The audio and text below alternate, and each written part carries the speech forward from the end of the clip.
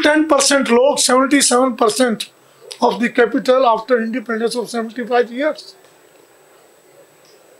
भ्रष्टाचार यहाँ है। नंबर 2, EWS की कैटेगरी के लोग, मैंने ये आंकड़े जो दे रहा हूँ 130 करोड़ पॉपुलेशन के आधार पर दे रहा हूँ, जो अभी एक विधायक ने बोला था नए सेंसस अभी नहीं आए हैं। 23 करोड़ लोग EWS के हैं और लोअर मिडिल क्लास वो 22 करोड़ हैं। यानी 45 करोड़ ऐसे लोग हैं जिनके लिए ये योजनाएं आनी चाहिए। वो 45 करोड़ कौन हैं? वो डेटास हमारी गवर्नमेंट के पास हैं। Even then they are not able to enjoy the scheme of the governments. वो 45 करोड़ लोग आइडेंटिफाइड हैं। तीसरा मैं कहना चाह रहा हूं, पिछले कुछ सालों में, ये 2022 का डेटा दे रहा हूं, देश का भूखमरी आंकड़ा और देशों की तुलना में 109 पहुंच गया है। हम कहां पहुंच रहे हैं इन योजना के बावजूद भी, जिसकी ओर इशारा भी किया गया। हाँ, टोटल कंट्रीज में से 125 में से 109। जो भ्रष्टाचार है जिसकी ओर गवर्नर साहब ने कहा, राजीव गांधी जी का उदाहरण दिया, इस ओर मैं आंकड़ा इंगित कर रहा हूं। कुछ योजनाओं का गवर्नर साहब ने जिक्र किया, प्रधानमंत्री आवास योजना, प्रधानमंत्री उज्ज्वल योजना, इस पर मैं भी आ रहा हूं। लेकिन एक योजना नरसिंह राव जी ने शुरू की थी, प्रधानमंत्री थे 1995 में, ओल्ड एज पेंशन योजना। ये बहुत गंभीर योजना थी। उस गंभीर योजना का हम स्टेट के लोग कहां तक लाभ दे पा रहे हैं, इस पर सब विधायकों को विचार करना चाहिए। बहुत ज्यादा डिफरेंसेस है स्टेट्स में। एक बुजुर्ग व्यक्ति जो गवर्नमेंट से रिटायर्ड होता है, he is getting the pension, लेकिन एक वो बुजुर्ग आदमी जो मजदूरी करके कमाता था, जो खेती की मजदूरी करता था, सड़क पे काम करता था या ठेली लगाता था, रिक्शा चलाता था, उस बुजुर्ग आदमी का गुजारा कैसे हो? क्या हम उन बुजुर्गों को अप्रोच कर पा रहे हैं? या वो जो पेंशन जा रही है भ्रष्टाचार के अंतर्गत जा रही है? इसका चिंतन करने की आवश्यकता है। और इसका अपनी स्टेट में हम लोग सभी विधायक राजनीतिक स्थितियों से ऊपर उठकर अगर इस पर विचार करें तो बहुत ऐसे लोगों को बचा सकते हैं और उस योजना का लाभ दे सकते हैं। एक योजना 2005 में मनमोहन सिंह जी ने आरंभ की थी, राजीव गांधी ग्रामीण विद्युतीकरण। वो योजना और नामों से आगे बढ़ी, लेकिन उस योजना भी भ्रष्टाचार के अंतर्गत चढ़ती जा रही है। कौन सा ग्राम चयन करना है वो बिल्कुल निष्पक्ष चयन नहीं होता। इसी के साथ मनरेगा योजना जो बहुत फेमस हुई है, हम सब लोग जानते हैं, महात्मा गांधी जी के नाम से योजना भी मनमोहन सिंह जी के काल में 2005 में आरंभ हुई थी। इस मनरेगा योजना में भी 100 डेज उस स्टेट का जो मिनिमम वेजेस है पर डे, 100 डेज हम उस व्यक्ति को काम देते हैं। काम नहीं दे पाएंगे तो 100 डेज का उसको पैसा देंगे। लेकिन ये योजना भी गांव में है, कस्बों में और शहरों में नहीं है। कुछ विधायकों ने इसका क्वेश्चन उठाया है और वास्तविकता में गांव से लोग उठ करके काम नहीं मिलता तो शहरों में आ रहे हैं। शहरों में रेलवे के किनारे झुग्गियां डाल लेते हैं, कस्बों में आते हैं, कहीं किसी जगह झुग्गी डाल लेते हैं, जैसे तैसे बसर करते हैं।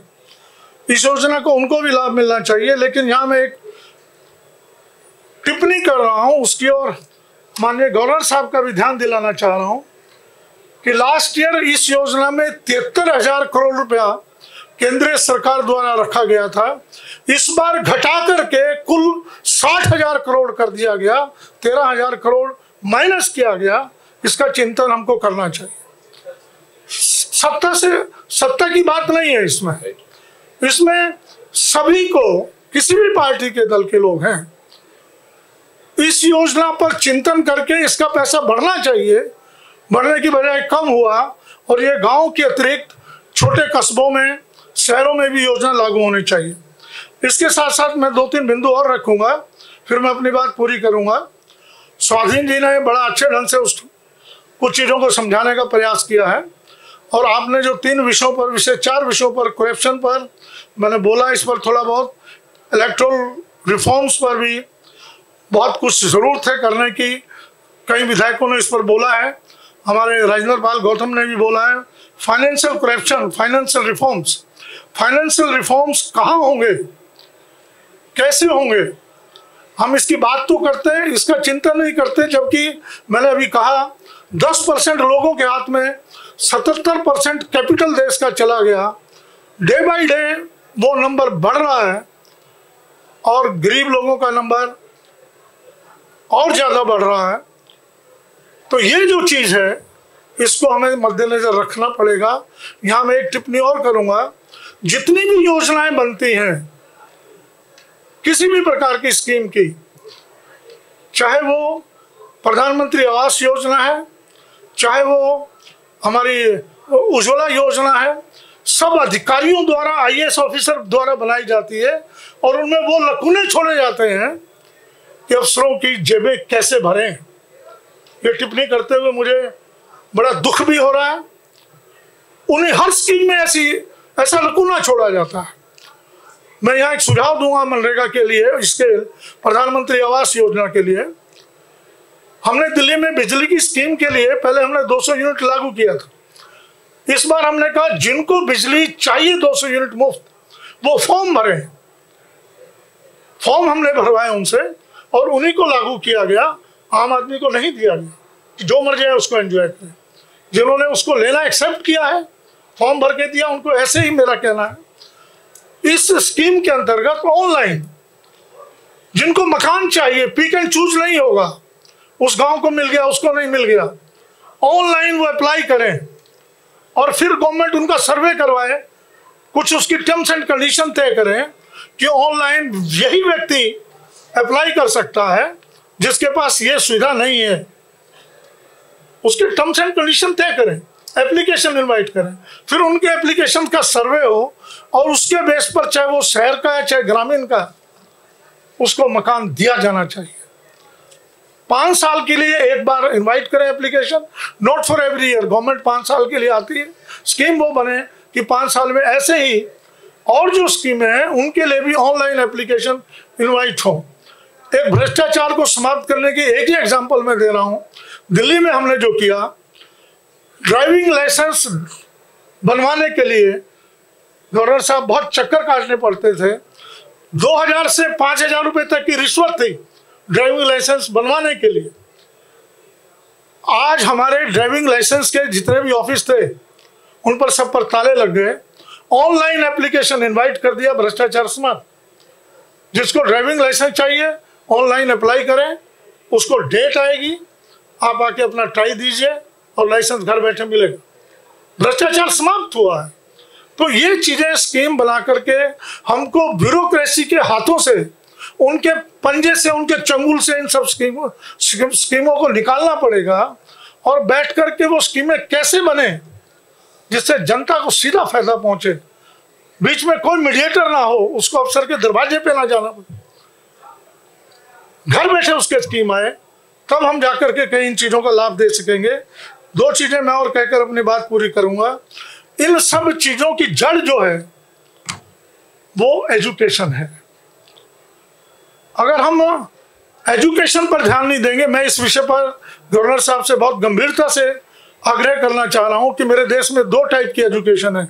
If I have money in my pocket, मेरा बच्चा 3 साल का हुआ, किसी भी पब्लिक स्कूल में चला गया, 5000 दे सकता हूँ, 5000, 2000 दे सकता हूँ, 2000, 3000 दे सकता हूँ, 25000 दे सकता हूँ, वहां चला गया। लेकिन मेरी जेब में पैसा नहीं है, तो मेरा 3 साल का बच्चा गलियों में घूमता है। नो गवर्नमेंट स्कूल प्राइमरी के बच्चों में नर्सरी स्कूल को एडमिट नहीं करता 3 साल के बच्चे को थ्रू आउट इंडिया। हम बड़े गर्व से कहते हैं हमने उनके लिए वो खोले हुए हैं, क्या बोलते हैं उनको, anganwadi. Anganwadi that is not a school. उस बच्चे को स्कूल में जाता है, सोशल एक्टिविटीज में पार्ट करता है, वो बच्चा खाना लेके आता है, वहाँ ब्राह्मण भी है, वहाँ जाट भी है, वहाँ गुजर भी है, SC भी है, ST भी, उनके साथ बैठ के खाते हैं। वो एक सोशल दायरा जो बनता है वो आंगनवाड़ी में और कहीं सोशल दायरा नहीं मिलता। SC का है, एक ST का है, एक सड़क की लेबर का है, वो बच्चा अपनी जिंदगी में 2 साल पीछे रह जाता है, कहीं पर भी थ्रू आउट लाइफ वो कम्पीट नहीं कर पाता। हमको ये, जब हम सामाजिक न्याय की बात करते हैं, हम बहुत कहते हैं सबका साथ सबका विकास। आइए सबसे पहले यहाँ से शुरू करें, रूट से शुरू करें, सभी बच्चों को बराबर एजुकेशन देने की। हम सभी MLAs मिलके अपनी सरकारों के साथ ये बात करें कि आइए हम भी प्राइवेट स्कूलों में, या तो मैं विरोधी नहीं हूँ प्राइवेट स्कूलों का, आई विल नेवर से कि नर्सरी क्लास वहाँ बंद हो, लेकिन नर्सरी क्लासेस गवर्नमेंट स्कूलों में भी शुरू हों, वहाँ भी शुरू हों। हम दबाव डालें अपनी सरकारों पर, वाई नॉट। इसका बहुत बड़ा असर पड़ा है, सारी एजुकेशन माफियाओं के हाथों में चली गई, गवर्नमेंट स्कूल खाली हो गए गवर्नमेंट स्कूल, वहाँ बच्चे आना भी पसंद नहीं करते। उन स्कूलों का सुधार करिए, निश्चित रूप से देश की समस्याओं का निदान होगा। 5-7 साल के अंदर, 5 साल करके देखिए, दिल्ली में हमने इसी ढंग से किया। दूसरा, मुझे बड़ी पीड़ा होती है, एक माँ जब बच्चे को जन्म दे रही, उस परमेश्वर की सबसे सुंदरतम रचना को अपने पेट से जन्म दे रही है, और वो जन्म देते हुए मृत्यु को प्राप्त हो जाती है। क्यों? वो हेल्थ सिस्टम हमने डेवलप नहीं किया। क्यों नहीं उसके मोहल्ले में, उसी की गली में जहां वो रहती आसपास, वो अपना कार्ड बनवा करके और अपनी प्रेगनेंसी को 8 महीने तक पोषित कर सके? क्यों नहीं ऐसा सिस्टम आज तक 75 साल तक हम डेवलप नहीं कर पाए? और वो बच्चा हो भी जाता है तो वो भी कुपोषित होता है, वो भी जन्म ठीक से नहीं ले पाता, वो भी अपने जीवन भर में उस ढंग से सुदृढ़ नहीं हो पाता। क्यों नहीं ऐसे आसपास में 1000 की आबादी पर, 2000 की आबादी पर एक ऐसा मेडिकल सेंटर जहाँ बुजुर्ग भी, जहाँ महिला भी, बच्चा भी लंबी लाइनों में ना लगना पड़े, 500 रुपये 200 रुपये डॉक्टर को ना देना पड़े, फ्री इलाज करवा सके, सब टेस्ट कर सके, तो देश की समस्याएं निश्चित रूप से हल होंगी। और पंक्ति में खड़े अंतिम व्यक्ति, जो गांधी जी ने राम राज्य का सपना देखा था, जिसका जिक्र भाई साहब ने किया, दीनदयाल उपाध्याय का अंत्योदय पुस्तक, उनका ग्रंथ पढ़ लीजिए। मैं पार्टी से ऊपर उठकर बात कर रहा हूं, वो लागू कितना कर पाते हैं हम अपने जहन में झांक कर देखें। अंत्योदय उनका ग्रंथ जो है, एक ही पंक्ति में बोल रहा हूं, पंक्ति में खड़े अंतिम व्यक्ति को मद्देनजर रखकर जो सरकार योजनाएं बनाएगी, जो MLA योजना बनाएगा, उसको कभी हार का मुंह नहीं देखना पड़ेगा, उसको कभी हार का मुंह नहीं देखना पड़ेगा। आइए मिलकर के इन सब योजनाओं पर, अरविंद जी का हमने पढ़ा है, स्वराज, भूदान, विनोबा भावे जी का, ये ऐसे ग्रंथ हैं जिन ग्रंथ को पढ़कर अंतिम व्यक्ति के दर्शन हो जाते हैं, और फिर मन जो पढ़ लेगा वो विधायक कभी भी अंतिम व्यक्ति को योजनाएं बनाने में, उनका लाभ पहुंचने में पीछे नहीं हटेगा, वो पूरी जान लगाएगा, ताकत लगाएगा। बहुत बहुत धन्यवाद, जय हिंद।